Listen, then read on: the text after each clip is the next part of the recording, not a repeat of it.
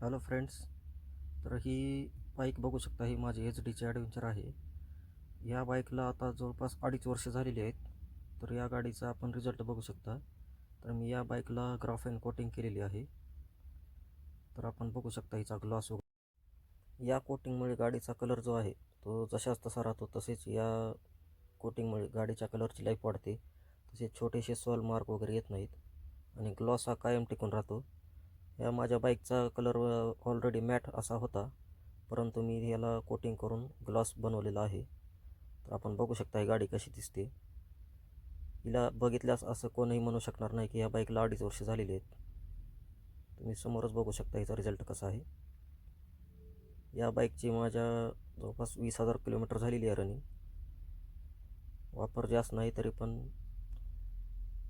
आपण बघू शकता कशी आहे.